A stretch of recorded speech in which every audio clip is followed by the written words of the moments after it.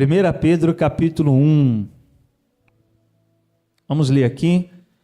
No primeiro versículo diz: Pedro, apóstolo de Jesus Cristo. E agora ele vai falar sobre os destinatários dessa carta, que são quem? A quem essa carta foi escrita? Qual é o público-alvo dela? Quem é o destino dela? Os eleitos de Deus. Você imagina ser identificado dessa maneira, ser chamado como um eleito de Deus. Há momentos em que, quando os apóstolos iam escrever suas cartas, eles diziam, a igreja que está em tal lugar, ou aos irmãos, aos santos. Mas agora Pedro ele usa uma outra palavra. Quando ele vai se dirigir à igreja, ele vai dizer: eu estou escrevendo isso aos eleitos. O que faz essa carta ultrapassar a linha do tempo dos dias de Pedro e se estender para todas as eras da igreja, de modo que aonde houver um eleito de Deus, essa carta está destinada para ele. Amém? E se ele está dizendo aos eleitos, e estamos hoje, num domingo pela manhã, aqui na Restauração, lendo essa carta, eu creio que o Espírito Santo, através disso, está comunicando a nós que somos eleitos de Deus. Não é por acaso, não é à toa que somos chamados assim.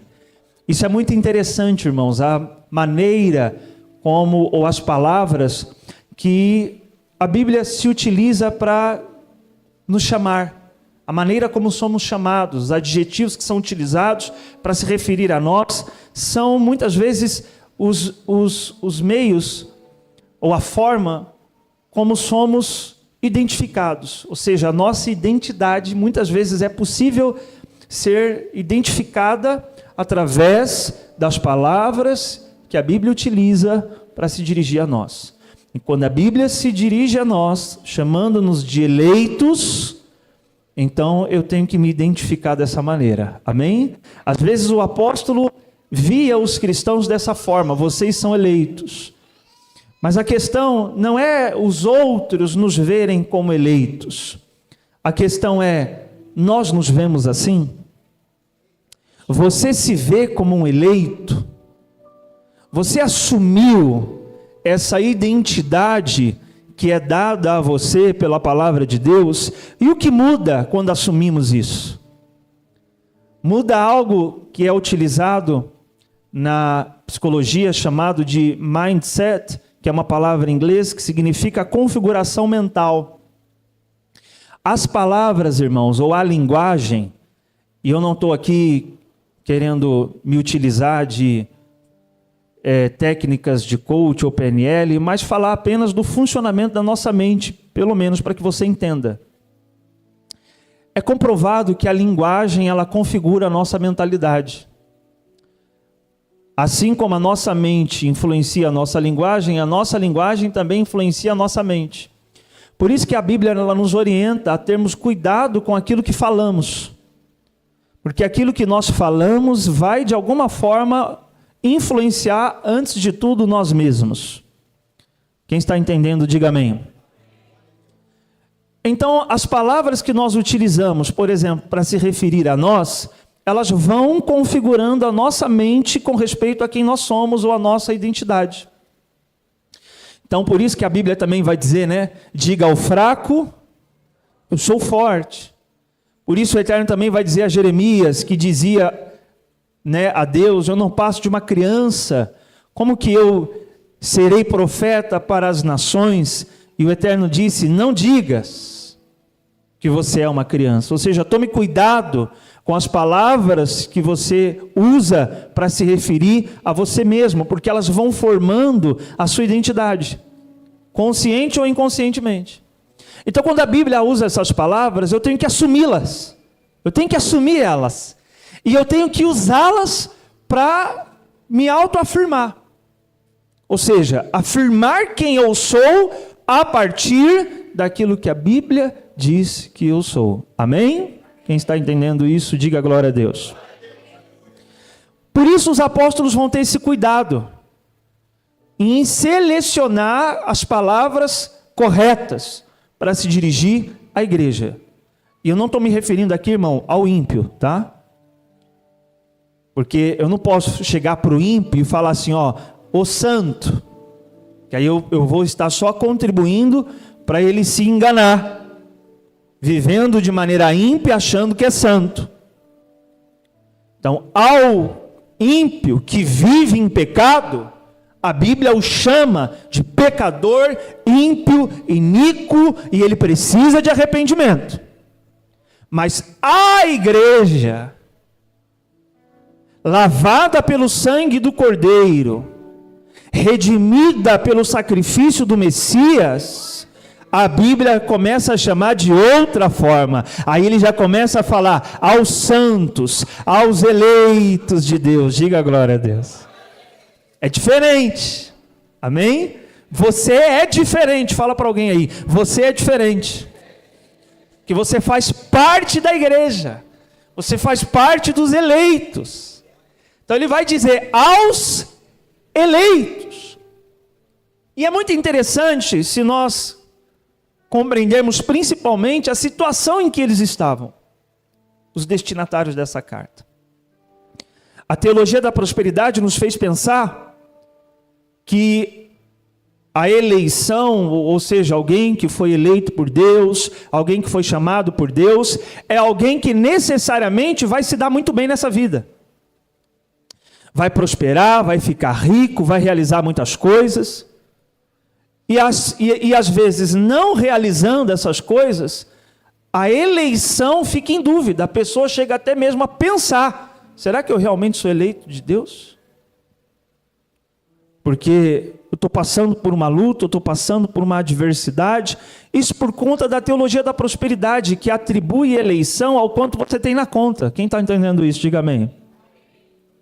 Não é o teu saldo bancário que define se você é eleito ou não, amém? Não é o carro que você anda, não é a veste que você usa, não é isso que define se você é eleito. Tira essa mentalidade materialista. É claro, o eterno tem bênçãos, promessas, nós também não somos adeptos da teologia da pobreza, amém? Não vamos de um extremo para o outro. Não aceitamos a teologia da prosperidade, então vamos para a teologia da pobreza. Santo e de Deus é quem é pobre. Não é isso também. Mas a teologia da prosperidade nos fez atribuir a nossa eleição às coisas que realizamos, conquistamos, fazemos e acabamos firmando nossa identidade nelas. Isso é muito perigoso, irmão. E nós vamos observar que se dependesse disso, presta atenção, se dependesse disso, esses irmãos não eram eleitos. Porque olha só o versículo, vamos ler, vamos continuar. Aumenta só um pouquinho, pelo menos o meu retorno, ou aí, não sei como é que está no salão. Pedro, apóstolo de, porque senão tem que ficar gritando, ó. Pedro, apóstolo de Jesus Cristo, aos eleitos de Deus, peregrinos, dispersos. Olha só. Agora Pedro vai começar a descrever a condição deles, a realidade deles. Peregrinos, como? Dispersos. Não eram viajantes. Não estavam de férias, eles estavam dispersos. Isso é muito importante. Dispersos nas regiões do Ponto, Galácia, Capadócia, província da Ásia e na Betínia. Irmão Pedro utiliza a palavra aqui dispersão, dispersos. A dispersão é aquilo que aconteceu devido às perseguições. Uma pessoa que foi dispersa ou dispersada, ou como também é chamado de hebraico de galut, que é o exílio. São pessoas que foram expulsas do lugar em onde moravam devido a uma perseguição pela sua fé. Então, quando Pedro diz assim, vocês estão dispersos, ele está falando para pessoas que perderam suas casas. Ele está falando para pessoas que tiveram que fugir de suas terras. Ele está falando para pessoas que estavam sendo perseguidas. Como se não bastasse, ele vai continuar falando, olha só. Eu já vou voltar aqui no versículo 2, mas só para que você entenda essa realidade desses irmãos. Se nós lermos um pouco mais adiante, no versículo 6, ele vai dizer assim, ó, portanto,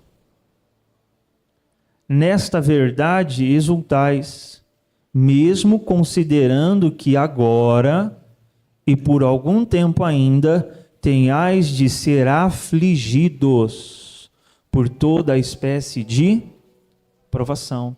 Então eles estavam dispersos, eles haviam sido expulsos de sua terra, nas terras em que eles estavam dispersos, estavam passando todo tipo de provação.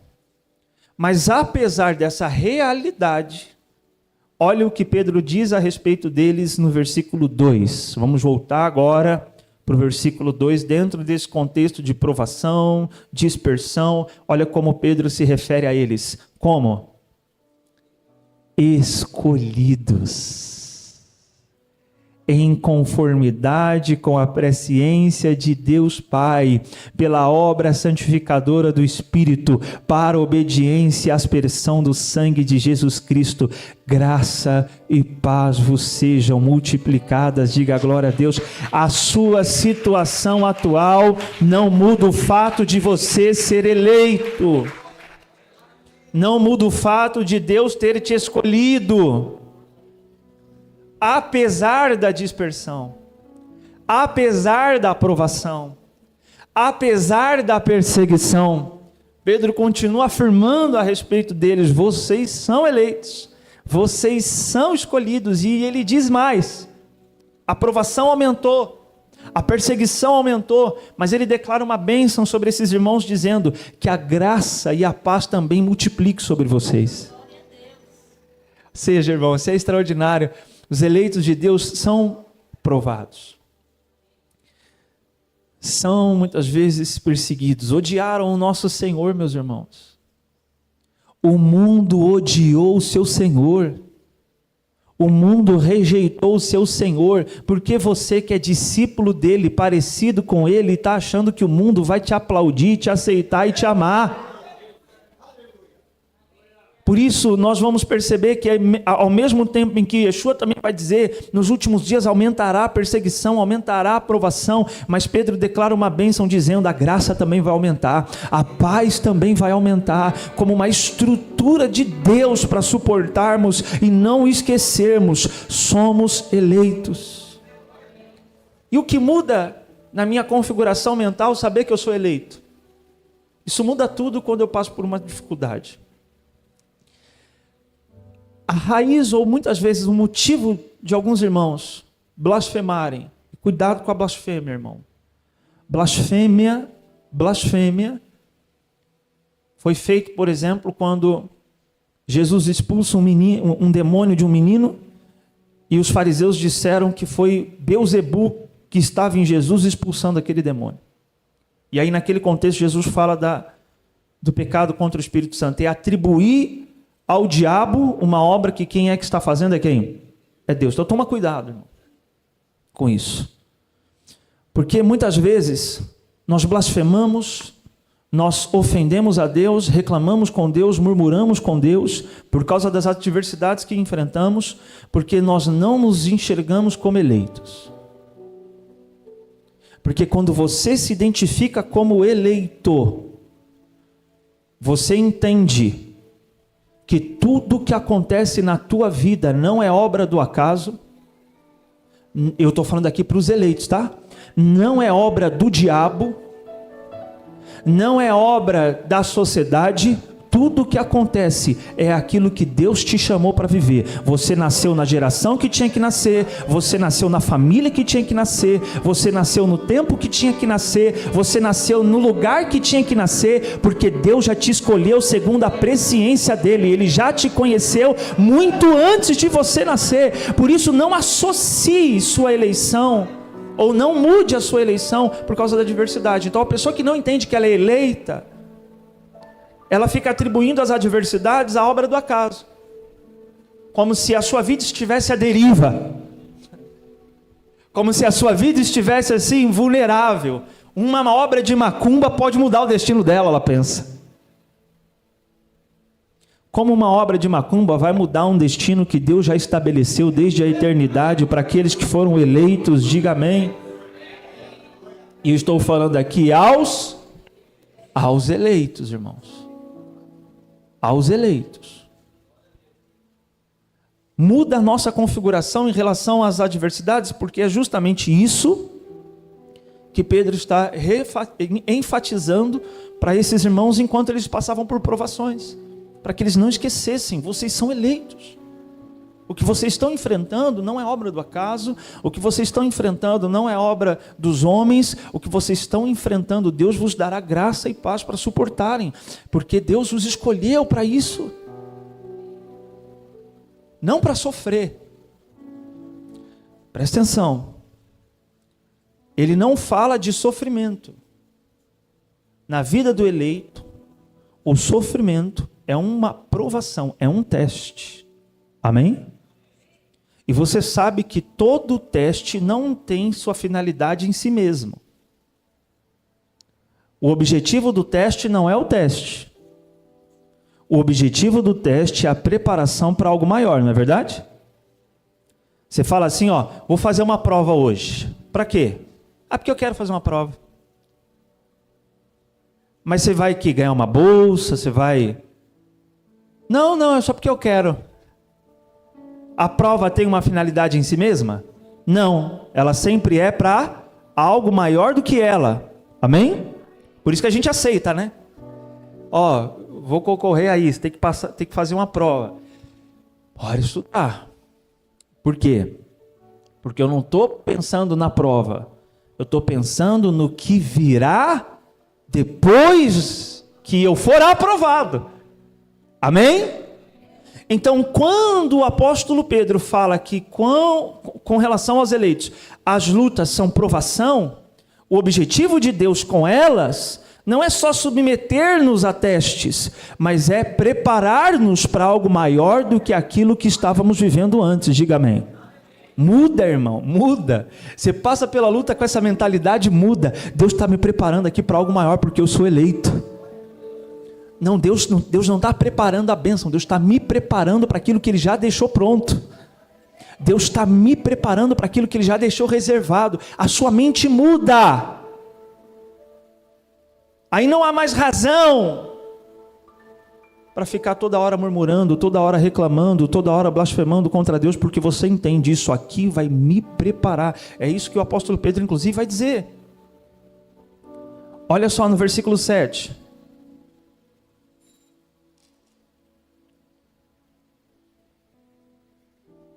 Assim acontecerá, para que a sinceridade da vossa fé seja o quê? Atestada. Aqui atestada é aprovada. Amém? Ou seja, o que está sendo posto à prova no eleito é a sua confiança em Deus e a sua fidelidade a Deus, que é um dos significados de fé, de emuná, fidelidade, firmeza. Então, você tem que discernir isso, irmão. Eu já levo logo para esse lado, porque eu sei que eu sou eleito. Eu não tenho dúvida disso. O eleito sabe que ele é eleito. Por isso que todas as vezes que ele tentou se afastar, Deus trilhou caminhos para trazê-lo de volta. Porque há um destino estabelecido por Deus para que nós possamos vivê-lo. Então eu já entendi isso. Quem já entendeu isso, irmão? Quem já entendeu? Irmão, não adianta você querer fugir, não adianta você querer correr, não adianta você querer se afastar. Cuidado, que você ficar insistindo muito em se afastar de Deus, chega uma hora que Deus deixa. Mas se você já entendeu, não, Deus me chamou, Deus me separou, realmente Deus me escolheu, eu discerni isso. Então muda a tua mente em relação às adversidades, já vai nesse entendimento, minha fé vai ser atestada aqui. Mas se ela for atestada, olha o que diz, ele vai dizer, a sinceridade da vossa fé seja atestada, muito mais preciosa que o ouro, que se corrompe, ainda que refinado pelo fogo, resultando em quê, gente? Qual que é o resultado das adversidades dos eleitos? Qual que é? Louvor, glória e honra. Diga glória a Deus. É para isso que somos testados. Quando Jesus Cristo for revelado, é para louvor, é para glória e honra. Então muda. É igual a Abraão. Deus falou assim: Abraão, sabe o filho a quem você muito ama? Então, leva ele para mim no Moriá. Todas as vezes que Abraão passava por um tipo de adversidade, ele discernia isso. É um teste. E aí você vai perceber que todas as vezes que Deus submetia Abraão a um teste, os textos de Gênesis vai dizer assim: e Abraão levantou cedo. E Abraão cedo foi. Quando Deus, por exemplo, fala, toma Isaac, é dito, e levantou cedo e foi.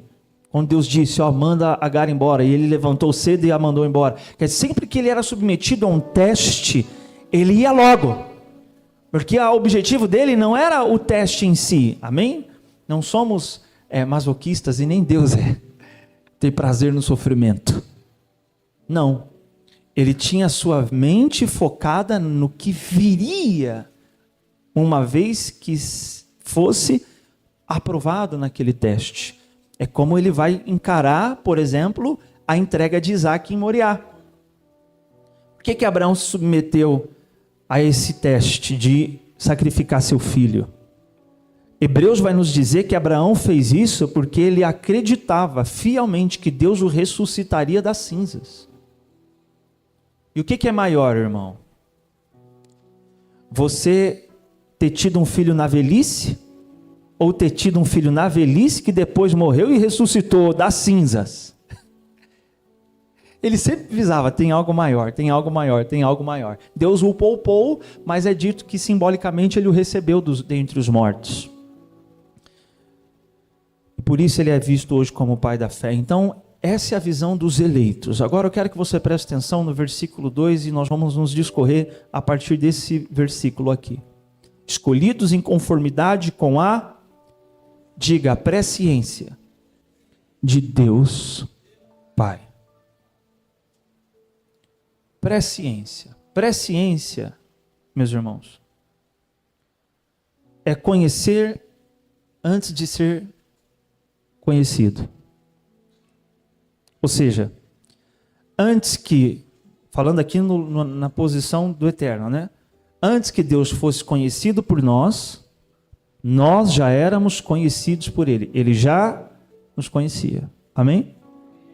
Ou seja, antes de você chegar naquele dia que você confessou Jesus, Ele andou no tempo e já viu aquele dia que você iria confessá-lo. Ele já havia te conhecido antecipadamente. Isso é presciência, é saber com antecedência. Amém? Deus não está preso ao tempo. Deus caminha no tempo. A nossa visão de futuro, presente e passado é porque nós estamos presos ao tempo. Deus não. Deus, ele caminha no tempo. Então ele avança no tempo. Ele vai lá na frente, depois ele volta para o presente, depois ele revisita o passado, ele caminha. E quando ele caminhou no tempo, desde a eternidade, ele avançou nos dias e contemplou cada um daqueles que iriam confessá-lo. Cada um daqueles que iriam se arrepender, cada um daqueles que iriam se render a ele, e esses, então, já eram conhecidos por ele antecipadamente de ele mesmo ser conhecido por essas pessoas. Quem está entendendo isso, diga amém. Vamos ver isso em Romanos 9.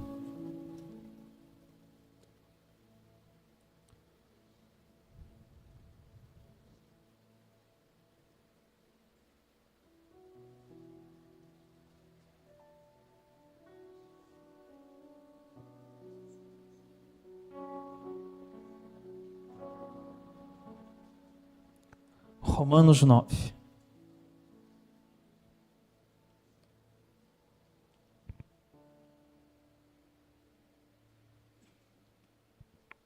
Vamos ler aqui com os irmãos, a partir do versículo 17.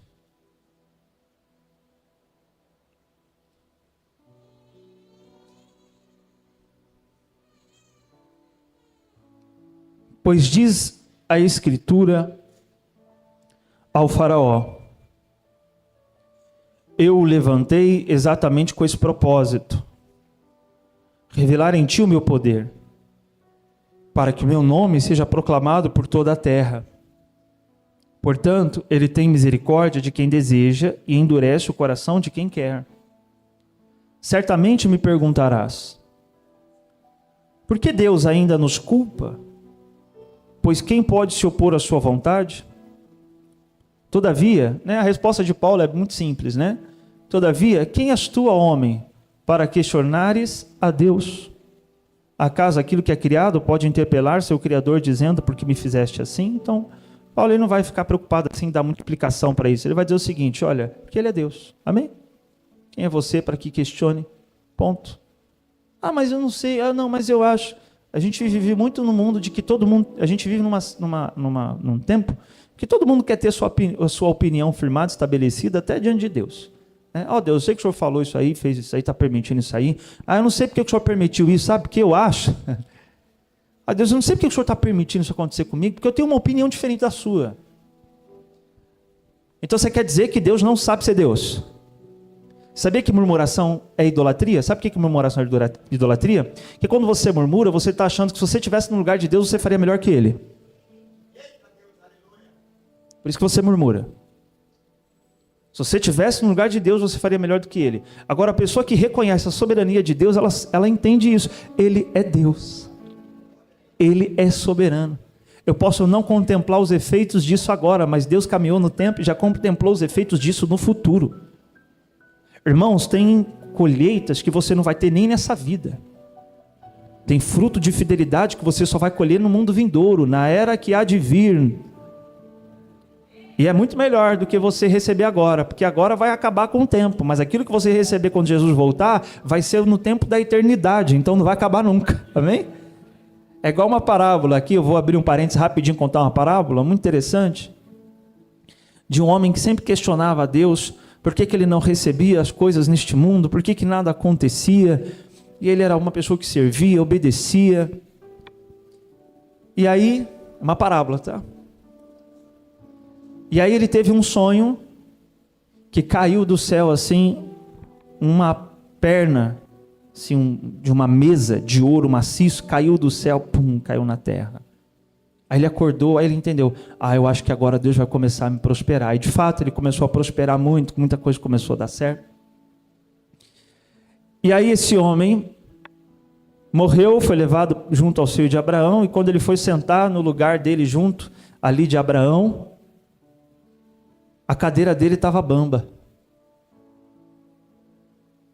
Aí ele questionou, por que a cadeira está bamba? Assim, não, porque essa parte aí da tua recompensa você quis receber em vida. Eu estava aguardando para você receber aqui.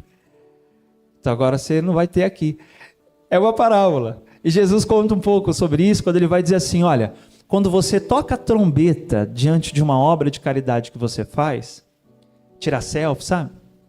Diferente de quando a gente, por exemplo, na igreja faz isso para estimular os irmãos a ajudarem. A gente mostra, gente, ajuda aí, pelo amor de Deus. Mas quando você faz para se autopromover, ou quando você faz questão que a pessoa que você ajudou saiba que foi você que ajudou, Jesus vai dizer assim, quando as pessoas te honrarem por isso, você já recebeu sua recompensa. Mas se as pessoas não te honrarem por isso, então saiba que você vai receber a recompensa por isso na ressurreição dos justos.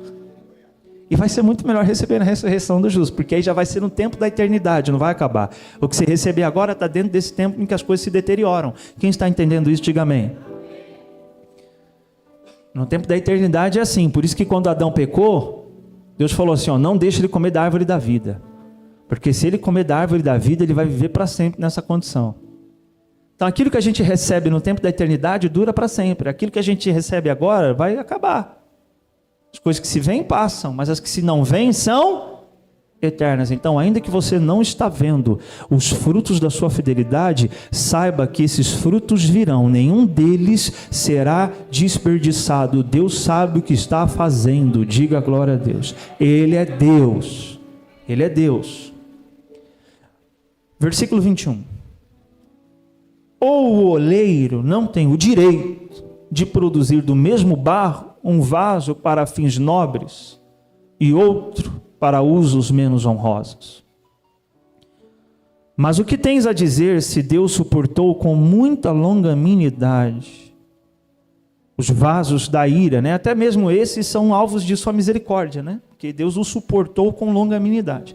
Preparados para a destruição, porque desejava manifestar a sua ira e tornar conhecido seu poder. Então eu quero que você entenda que Paulo está falando de pessoas que são vasos de ira, preparados para serem destruídos. Agora ele vai usar uma outra analogia para falar dos eleitos. Olha só o versículo 23. A fim de que fossem conhecidas as riquezas da sua glória, para com os vasos de sua misericórdia, que preparou com grande antecedência para a glória. Amém? Então, de novo, a palavra antecedência, presciência, conheceu antes. 24.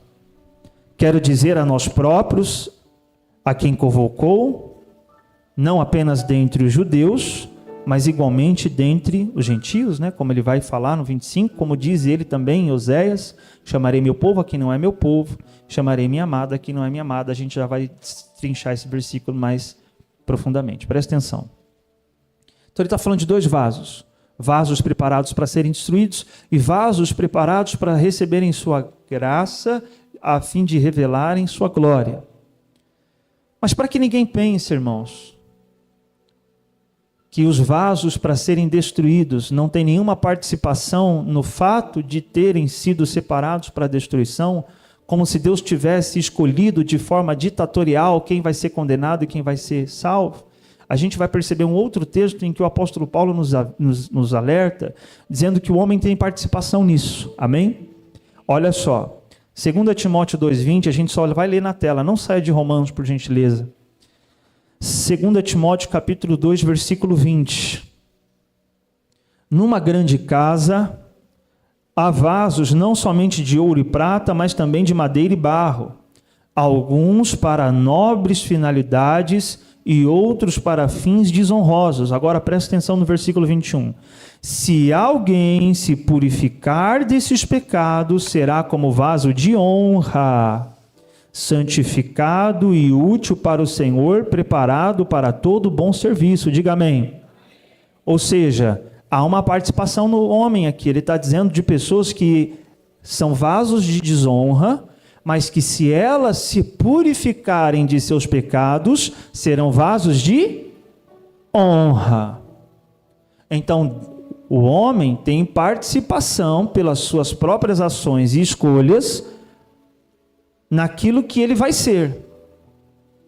Por exemplo, Gênesis 15, o Eterno falou 400 anos antes da escravidão dos hebreus, Deus falou para Abraão: seus filhos serão escravizados por uma nação. Aí alguém pode dizer, como é que Deus então poderia culpar os egípcios de terem escravizado os hebreus, se Deus já havia dito que uma nação iria escravizá-los? Pois é, mas Deus não disse que nação iria escravizá-los. Foram os egípcios por sua própria participação. Eles assumiram esse papel dentro da agenda divina. Quem está entendendo isso? Deus falou que alguém iria escravizar o povo, mas não disse qual faraó seria. O livro de Êxodo nos diz que Faraó assumiu esse papel pela dureza do seu próprio coração. Na quinta vez, só na quinta praga é que Deus endurece o coração de Faraó. Até a quinta praga é o próprio coração de Faraó que vai se endurecendo, por conta própria. Deus falou, profetizou em Zacarias que o Messias seria vendido por 30 moedas de prata, mas não falou quem ia fazer isso. Judas assumiu esse papel, porque ele próprio era alguém traidor. E ele já dava sinais disso quando cuidava da bolsa das coletas. O que ele fazia? Ele roubava. Ele assume o papel de traidor porque é quem ele era. Tanto que quando Judas vai beijar Jesus, no momento em que vai falar para ele ser preso, Jesus fica espantado. Você vai me trair com um beijo? Quer dizer, eu sabia que você ia me trair, mas eu não sabia que ia ser com um beijo. Quer dizer, aí mostra a participação do próprio Judas, o caráter dele. Então, ser vaso de ira, Deus preparou com antecedência Não porque Deus escolheu quem ia ser vaso para a destinação de sua ira, mas porque Deus caminhou no tempo e já viu com antecedência quem seriam aqueles que iriam rejeitá-lo, iriam viver em sua vida de pecado de maneira intencional e por isso não seriam vasos de sua misericórdia. Amém? Não é que Deus falou assim, ó, pum, pronto, esse aqui eu vou destruir porque eu quero. Não, Deus caminhou no tempo e viu. Esse aqui, quando chegar a oportunidade de se arrepender, ele não vai se arrepender. E eu vou dar a oportunidade de novo, e de novo, e de novo, e de novo, e ele não vai se arrepender. Então eu já sei com antecedência que ele vai ser um vaso para ser destruído. Por isso que é dito a palavra antecedência. Amém? A mesma coisa com relação aos eleitos. Se nós lermos aí o versículo 23, ó. A fim de que fossem conhecidas as riquezas da sua glória para com os vasos de sua misericórdia, que preparou com grande antecedência. Então o Eterno fez essa ação, ele caminhou no tempo. Então, por exemplo, vem cá, Daniel. Então, por exemplo, vem cá, Alana, por gentileza. Então, por exemplo, fica ali na ponta do altar. Então, digamos que aqui seja uma linha do tempo, amém? E aqui nessa ponta do altar seja o mundo antes da criação. Deus já conheceu, Deus caminhou, ele caminhou no tempo. Ele viu a queda de Adão, ele viu a morte de Abel, ele viu a corrupção da geração de Abraão, ele viu tudo isso com antecedência. Quem são aqueles que ele conheceu antecipadamente? Ele caminhou no tempo junto com o Daniel. Ele caminhou no tempo, desde o tempo da eternidade ele caminhou com o Daniel, viu o dia que o Daniel nasceu, viu os pecados que ele ia cometer, né? Muito pecado, né? Viu os erros que ele ia fazer, mas ele também caminhou no tempo e viu que um momento o Daniel ia se arrepender. E de um pecador miserável que somos, Deus o tornou, né, viu que ele se arrepender, fez ele uma nova criatura e viu que ele hoje seria baterista da igreja, casado. Olha o que Deus faz na vida da gente. Então, se a gente volta na linha do tempo, Deus voltou então. Aí ele voltou na linha do tempo e antes da criação, ele marcou o Daniel. Marquei o Daniel, porque eu sei que quando chegar naquele ponto da existência, ele vai se converter. Então ele já está marcado. Não é porque Deus decidiu que ele ia ser marcado, não. Deus caminhou no tempo e viu isso. Quem está entendendo? Só que Deus também caminhou no tempo com algumas outras pessoas. Viu que elas iam nascer, viu que elas iam caminhar por caminhos tortuosos, deu para elas oportunidade de se converter, de se arrepender, deu oportunidade de novo, e deu de novo, e deu de novo, e não se arrependeu. E não é o caso da Alana, né? Só está sendo bode expiatório aqui hoje. Então Deus voltou na linha do tempo em que ele caminha e marcou. Essa daqui eu já vi antecipadamente que não vai se arrepender. Então eu sei que ela vai ser um vaso de ira, a pessoa, né? Não, a Alana. Obrigado, gente. Então esse é o sentido. Então Deus conheceu na sua presciência, conheceu antecipadamente. E aí surge uma pergunta. Se Deus caminhou no tempo e ele viu, né? Antes da criação ele viu. Vou criar um mundo, vou pôr Adão no Éden, e Deus já viu antecipadamente que Adão ia fazer o quê? Ia pecar. Deus avançou no tempo, viu que Adão teria 2 filhos, homens, um seria justo e o outro seria ímpio, e Caim faria o quê? Mataria Abel. Deus avançou no tempo e viu que a humanidade ia se corromper cada vez mais, até chegar nos dias de Noé. E ele foi avançando no tempo. E alguém pode se perguntar, se Deus já viu isso desde os tempos passados, por que então ele não evitou tudo isso, não permitindo que nada disso acontecesse? Faz sentido ou não? Por uma razão. Volta aqui os dois. Por uma razão. Agora vamos dois juntos aqui, ó, vou no meio. Deus sabia, vamos avançar. Deus sabia que Adão ia pecar. Deus sabia que Adão ia pecar. Mas Deus também sabia que Jesus ia obedecer com antecedência.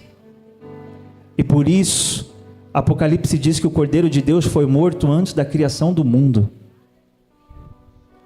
Ele avançou no tempo e sabia que Caim ia matar Abel. Mas Deus também conheceu Sete, aquele que seria justo no lugar de Abel. E ele continuou avançando no tempo. Deus sabia que a geração nos dias de Noé ia se corromper. Mas Deus também caminhou no tempo e viu que naquela geração existia um homem chamado Noé. Então ele continua na criação. Ele viu que depois de Noé a humanidade se corromperia de novo. Na Torre de Babel com a idolatria. Mas ele também conheceu Abraão.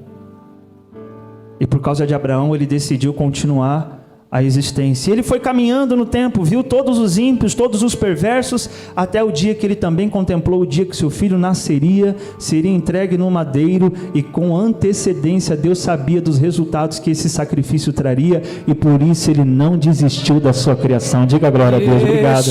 Ele não desistiu de nós.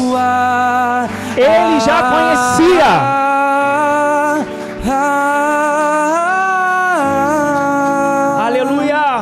Yeshua,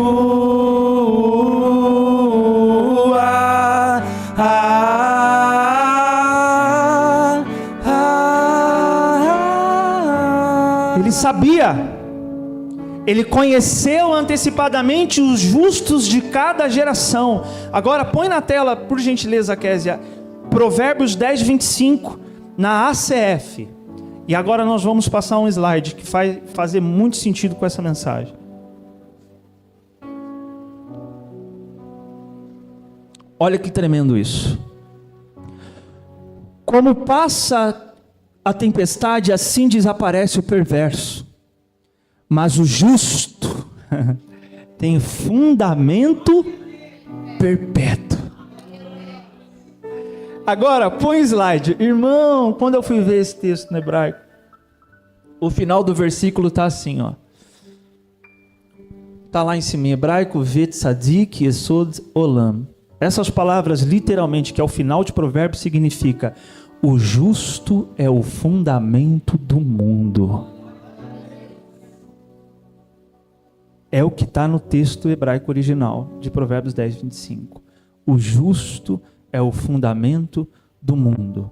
Por que que Deus não desistiu de sua criação, apesar de todas as maldades e perversidades que a humanidade cometeria?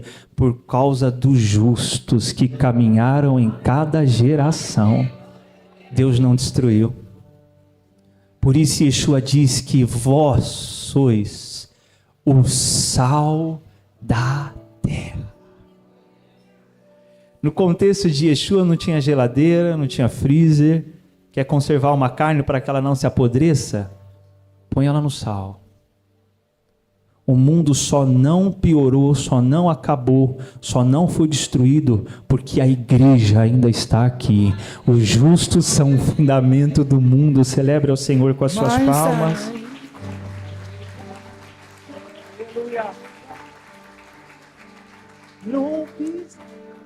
Ia ser top, hein? Olha Salmo 11, versículo 3. Salmo 11, versículo 3. E aí nós vamos citar mais textos para destrinchar essa ideia. Se os fundamentos estão destruídos, o que pode o justo fazer? Quem é o fundamento, do mundo? Os justos. Então, se não houver fundamento no mundo, acabou. Então só não acabou porque Deus conheceu. Ainda, irmão, Deus poupou a humanidade por causa de um justo nos dias de Noé. Que foi Noé. Olha só esse texto de... E Abraão sabia disso, amém? Vamos aprender isso aqui com Abraão. Gênesis 18, já vamos caminhar aqui para a gente encerrar. Vamos lá, Gênesis 18, versículo 23. Pastor, vai dar para entrar nessa ainda. 1 Pedro, na hora que eu for ler aqui, 2 Pedro 2, vai ser top, hein? Gênesis 2, 23, Abraão chegou a um pouco mais perto e indagou: destruirás o justo com o pecador? Talvez haja 50 justos na cidade.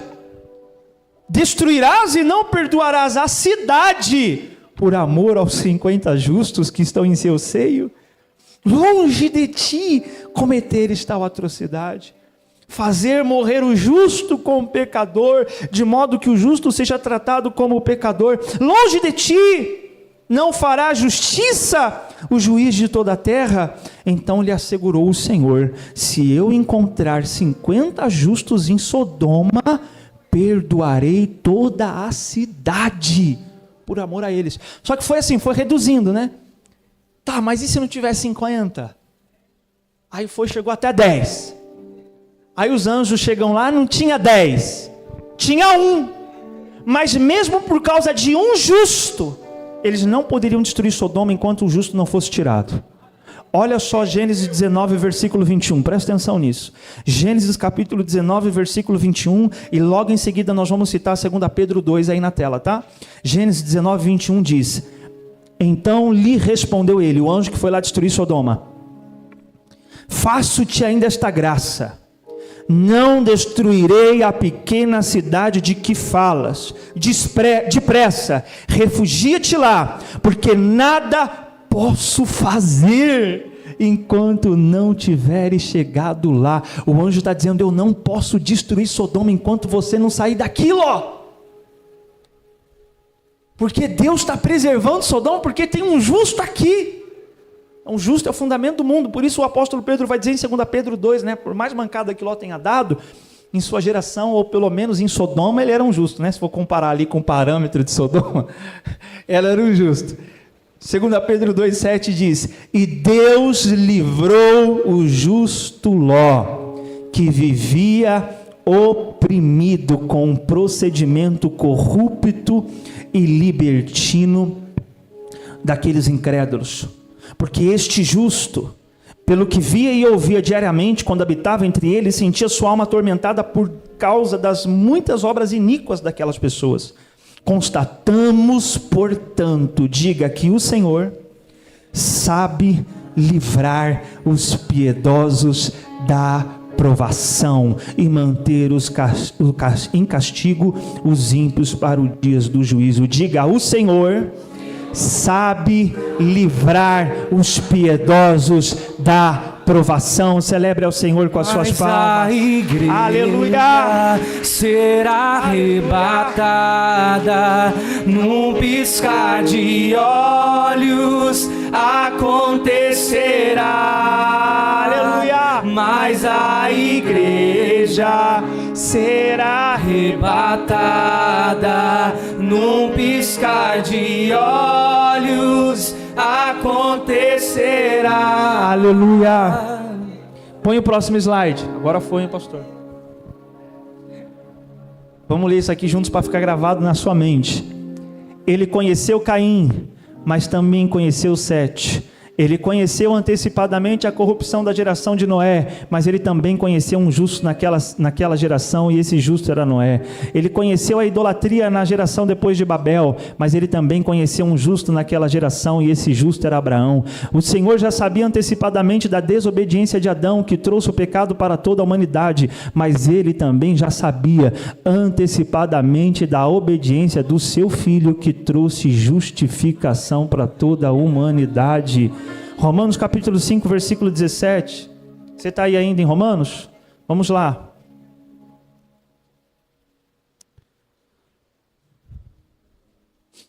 Romanos 5, 17.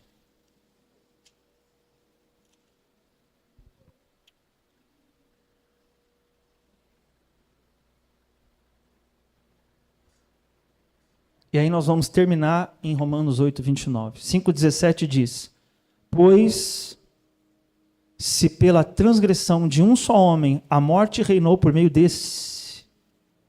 Perceba a comparação que Paulo está fazendo. Houve muito dano causado pelo pecado de Adão.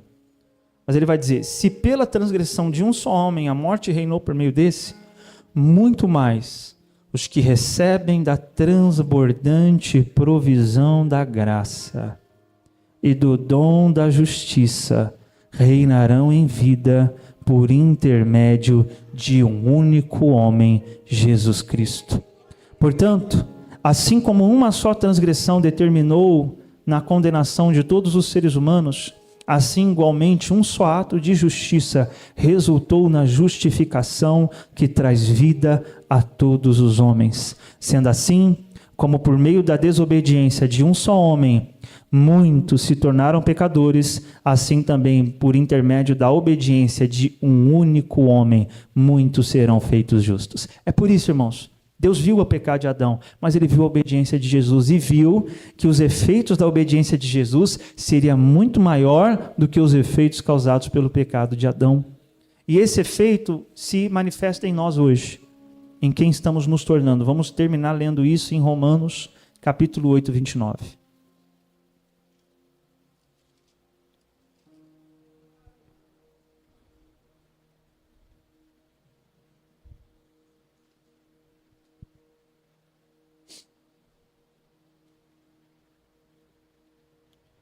Porquanto, aqueles, olha aí, a mesma ordem, ó, aqueles que antecipadamente, o que, irmãos? Conheceu. Também os predestinou para serem semelhantes à imagem do seu filho, a fim de que ele seja o primogênito entre muitos irmãos. E aos que predestinou, a estes também chamou. E aos que chamou, estes igualmente justificou, e aos que justificou, a estes também glorificou. Vamos ver isso agora nos passos. Vem cá de novo dele. Vamos lá. Vai lá, vamos para os slides ali, ó. Presta atenção. Então, antes do tempo da eternidade, Paulo vai dizer que existem aqueles que Deus antecipadamente o quê? Conheceu. Deus caminhou no tempo e já conheceu cada um dos que se arrependeriam de seus pecados. Então conheceu antecipadamente o Dênio, avançou. Vamos ver como Paulo está falando disso. Ó. Avançou no tempo, passa. Predestinou. Então assim, Deus caminhou no tempo, viu aqueles que iriam se arrepender, se converter, então já os marcou para aquele destino.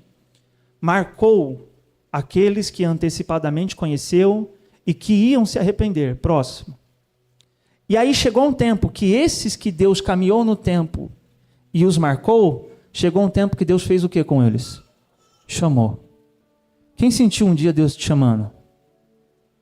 Você sentiu assim, poxa, Deus me chamou. Quem sentiu isso um dia? Irmão, talvez o dia seja hoje. Deus já teve essa experiência com você. Presta atenção nisso. A experiência que você teve com Deus quando você o conheceu, Deus já tinha tido. E ele não via a hora de chegar aquele tempo. As experiências que você vai ter com Deus, nós vamos ver, ele também já teve. E ele está te levando para lá. Por isso que quando chegou o tempo que Deus já havia previsto em sua presciência, quando chegou aquele tempo, ele chamou. É o que Paulo diz, Deus me separou no ventre e me chamou no tempo oportuno. Então quando chega esse tempo, aqueles que foram eleitos por Deus, irmão, não resista. Amém?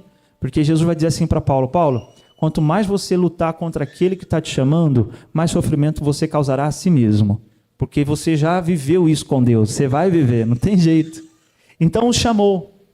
Gálatas 1,15 diz, todavia Deus me separou desde o ventre de minha mãe e me chamou por sua graça quando então foi do seu agrado. Então ele chamou e quando o chamou, justificou. Ou seja, foi o tempo em que confessou Jesus. Revelou o seu Filho e a obra da salvação feita por ele. E agora eles vão caminhar para um destino muito lindo. Glorificou. É o processo de os tornarem o que Deus planejou para serem. Diga glória a Deus. Daqui para frente, obrigado, Daniel. Deus agora está fazendo cumprir na sua vida aquilo para o qual ele já destinou você para viver. Semelhante à imagem do seu Filho. Romanos 4, Deus diz a Abraão, por meio de Abraão, que Deus chama as coisas que não são como se já fossem. Nós temos que desenvolver essa capacidade. E nós aqui, bispos, pastores, temos que ter esse cuidado, os líderes da igreja, de olhar para as pessoas e com essa ótica divina.